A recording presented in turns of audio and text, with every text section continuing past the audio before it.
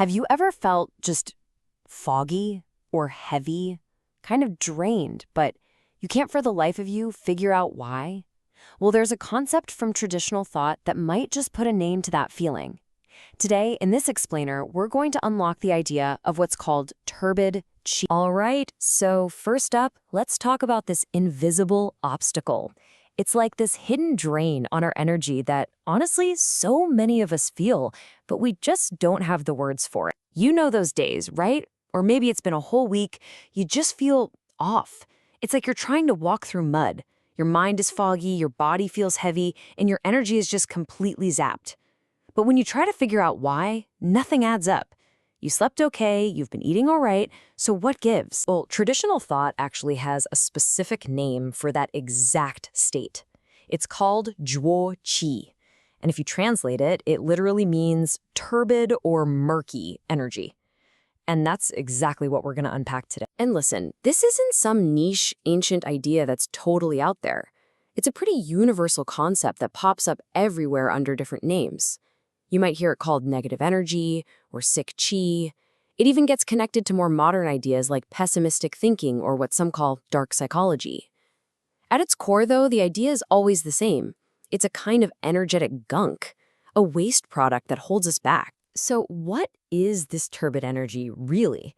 Let's get a clearer definition by looking at what it feels like. You know, the heavy versus the light. Zhuo qi is really defined by its qualities. First off, it's heavy, not light. It's murky and cloudy, not clear. And it has this sinking, condensing quality instead of feeling expansive and open. Just picture muddy sediment settling at the bottom of a glass of water. That's basically the energetic equivalent. You know, one of the easiest ways to understand what zhuo qi is to look at what it isn't. Its total opposite is something called qing qi or clear qi. Now that's the good stuff, the light, clear, rising energy that's associated with heaven. It's that refined, uplifted feeling. Zhuo qi is its counterbalance. It's the heavy, turbid, sinking energy that's connected to the dense, unrefined qualities of the earth. And this isn't just philosophy, not at all. The consequences are really tangible. Having too much zhuo qi is seen as a root cause for everything from just feeling tired all the time to actual illness and even accelerated aging. It's what creates that mental fog, it blocks our self-awareness, and it can seriously drain the joy from life. It even seems to foster a negative mindset that attracts more negativity. Okay, so if this energy is so problematic, where does it come from? It's not like it just appears out of nowhere. Let's look at the source of this stagnation, which is best described as a kind of energetic indigestion. I love this quote from the source material because it gives us the perfect metaphor. Indigestion. See, zhuo qi isn't some evil external force that attacks us. It's actually an internal byproduct. It's created from energy that we take in, whether it's food, emotions, whatever, but then fail to fully process, digest, and let go of. So here's how that whole process plays out. First, some kind of energy comes into our system. This could be the food we eat, a really intense emotion, or even just a thought that we can't let go of. Then, for whatever reason, that energy gets blocked. We don't process it, we don't express it. So what happens? It starts to stagnate. And just like stagnant water, it begins to kind of ferment and lose its vitality. And that's it. The end result is the creation of that heavy, murky zhuo qi. This whole idea of energetic indigestion can show up in a few different ways. On a super physical level, it can literally be undigested food or stagnant fluids in the body. On a more subtle energetic level, it could be trapped breath. And mentally, oh yeah, it can take the form of festering thoughts or old resentments. Each one of these blockages adds to the body's overall load of turbid energy. Okay, we've defined the problem, we know where it comes from.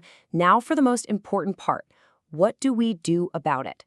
Let's talk about the antidote. How do we get things moving again? The core principle for clearing out zhuo qi is actually beautiful in its simplicity. The antidote to stagnation is flow. And the antidote to that feeling of denseness and compression is space. It's really all about getting things moving and opening everything back up again. And the key here is to match the solution directly to the problem. So, if a poor diet is causing the stagnation, the antidote is clean, high-quality, digestible food. Make sense, right? If it's suppressed emotions, the answer is open, honest expression. For mental chatter and rumination, the solution is to actively create mental space. It's a very direct, practical way to restore that flow. And this idea of space is actually pretty profound. Zhuo Qi is thought to cause this kind of internal compression. It creates tightness between our cells, our muscles, even our bones. So the real work is to physically and energetically decompress our entire system to restore that natural, healthy space that's supposed to be there. And the payoff for doing this work is huge. As you start to reclaim that internal space, all that tightness and hardening just begins to dissolve. Your body can finally return to its natural state of balance and symmetry. And get this, it doesn't just improve the flow in your existing energy channels, it can actually open up new ones. It all leads to this profound feeling of purity and clarity in both your body and your mind. Which brings us to the ultimate goal here.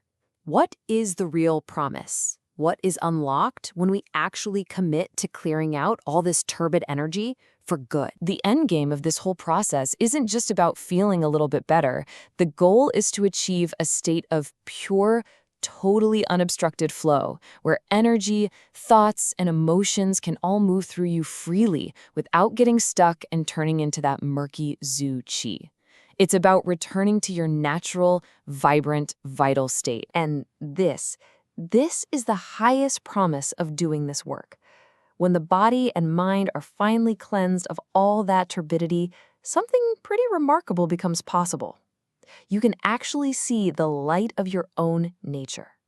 The fog finally lifts, and it allows you to see your true self with absolute beautiful clarity. So as we close out, I'm just going to leave you with a question to think about.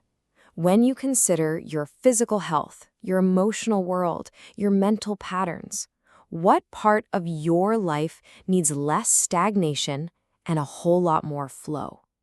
Thanks for watching.